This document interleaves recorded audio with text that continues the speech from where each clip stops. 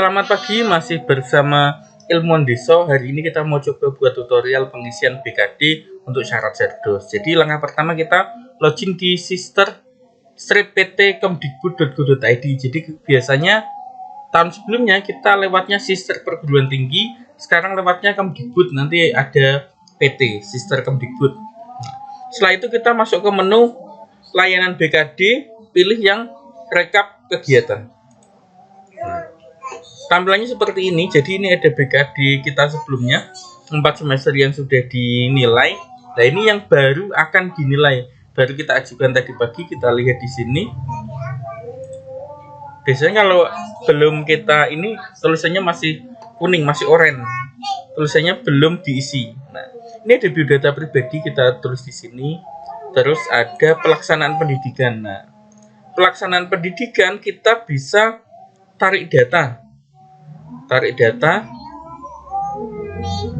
Jadi mata kuliah apa saja yang kita ajar pada semester itu akan muncul di sini. Nah, ini ada mata kuliahnya. Kebetulan ini kita sudah input bukti ajarnya sehingga sudah jadi biru. Kalau belum biru, biasanya ini masih kuning ketika kita belum input atau upload bukti ajarnya.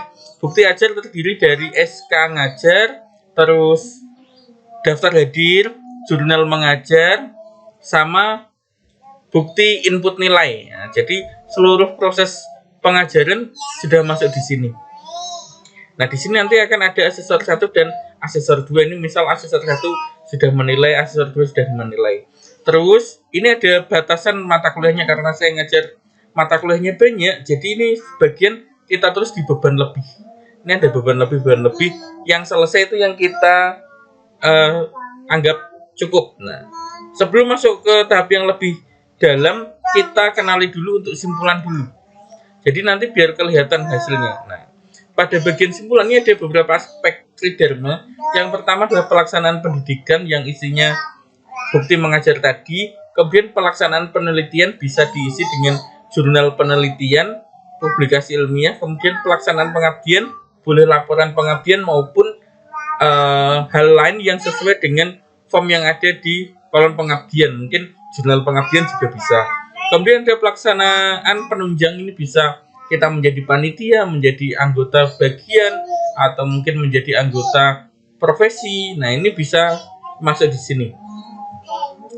Ada minimalnya 9 SKS untuk pelaksanaan pendidikan dan penelitian, dan maksimal 16 SKS untuk keseluruhan. Jadi misal ini 10, 3 dan berikutnya 13, 14, total 14,875 masih memenuhi.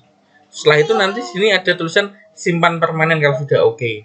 Nah, tadi kita sudah di pendidikan, sudah kita tentukan mana yang selesai dan mana yang beban lebih. Biasanya nanti bisa diklik di sini, ada optionnya selesai atau beban lebih. Karena tadi saya sudah pilih simpan permanen, jadi saya sudah tidak dapat mengedit lagi, tapi saya bisa menunjukkan isian-isian di dalamnya. Kemudian ini ada pelaksanaan penelitian. Pelaksanaan penelitian itu buktinya bisa dari jurnal penelitian. Misal ini saya masuk di Journal of Informatic Education tanggal 30 Juni baru kemarin. Terus ini ada capaian sekian persennya dan capaian SKS-nya. Ini ada rekomendasi dari asesor 1 dan asesor 2. Nah, ini ada alternatif lain, misal hasil penelitian, hasil pemikiran, menerjemahkan buku, pokoknya yang ada di sini bisa dimasukkan. Terus ada pelaksanaan pengabdian.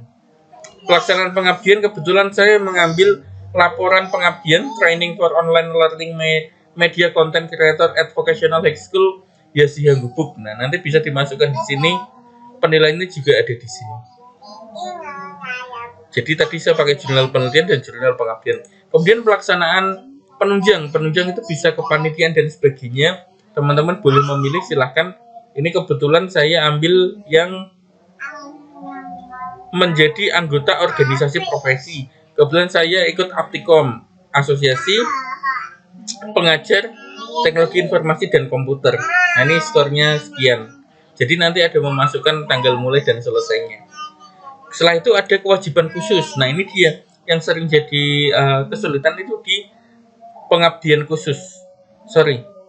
Kewajiban khusus ini dapat berupa buku buku ajar cetak atau elektronik. Kebetulan saya kemarin ikut nulis buku untuk SMA, bisa dimasukkan di sini. Terus bisa juga menulis publikasi ilmiah, tadi jurnal yang kita susun bisa masuk di sini, nanti akan dapat penilaian dari asesor. Setelah itu baru kesimpulan. Kesimpulan ini akan mencakup seluruh aspek dari pengajaran, penelitian, pengabdian masyarakat, dan penunjang. Skornya seperti ini. Yang penting titik amannya adalah minimal 12, maksimal 16. Jadi 13 boleh, 14 boleh, 15 boleh. Yang penting di antara rank ini. Setelah itu kita ajukan dan akan simpan permanen, akan masuk ke proses penilaian dari asesor. Kita lapor ke bagian kepegawaian kampus untuk ditentukan asesornya, atau kita bisa memilih yang sesuai dengan bidang keilmuan kita. Next, untuk masuk ke tahap Serdos, kebetulan saya sudah mengajukan kemarin namun belum keluar. Ini ada tulisan layanan Serdos, kita klik. Nah, kita tunggu sebentar, masih loading. Nah, ini dia. Jadi ada identitas kita, nama, NIDN terutama, terus tanggal lahir dan sebagainya. Yang paling penting adalah TMT, fungsional pertama. Jadi pertama kita mendapat asisten ahli, kenaikan jabatan pertama asisten ahli tanggal berapa, kebetulan saya Mei 2021 dan sekarang 2023 sudah masuk.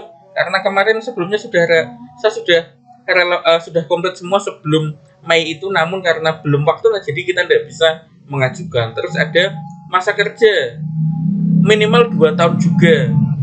Masa kerja minimal 2 tahun, TMT dari kenaikan jabatan pertama juga 2 tahun. Usia fleksibel. Kemudian syarat BKD sudah memenuhi karena tadi kita sudah ada minimal 4 semester sebelumnya. TKDA kebetulan saya ikut tes ini, tes kemampuan dasar akademik ya. Saya ikut yang PLTI. Ikut TKDA PLTI, Pusat Layanan Tes Indonesia. Kebetulan saya tesnya di Udinus Semarang, langsung tesnya offline. Skornya 531, ini batas minimal. Alhamdulillah, meskipun sangat ngepres tapi bisa lolos. Kemudian TKBI skornya masih minim. Kita ikut yang online dari Universitas Gadjah Mada. Terus ada pekerti itu kayak pelatihan ini, instruksional untuk pengajar, pekerti atau AA. Kebetulan saya ikut pekerti yang dari Universitas Negeri Makassar tahun 2002 kemarin. In passing itu kenaikan jabatan, misal dari tenaga pengajar menjadi penata muda tingkat 1 3B. Terus tanggal eligible 4 September 2023. Jadi ini ada penarikan datanya. Anda termasuk data eligible untuk mengikuti sertifikasi dosen periode selanjutnya. Silakan menunggu sampai periode Serdos selanjutnya dibuka. Oke, demikian tadi informasi singkat kita terkait dengan syarat Serdos.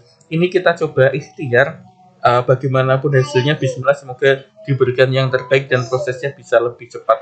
Karena ini kemarin kami tanyakan ke bagian kepegawaian, masih menunggu, prosesnya menunggu. Jadi kita sudah eligible mulai Mei kemarin, namun kita menunggu sampai kita masuk dalam antrian karena ini dari pusat, katanya dari Kemdikbud pusat. Demikian tadi tutorial singkat kita, semoga bermanfaat. Jika Anda suka boleh di like dan subscribe. Mungkin jika ada masukan, saran atau koreksi yang lebih tepatnya bisa ditulis di kolom komentar. Terima kasih, see you next time. Assalamualaikum warahmatullahi wabarakatuh.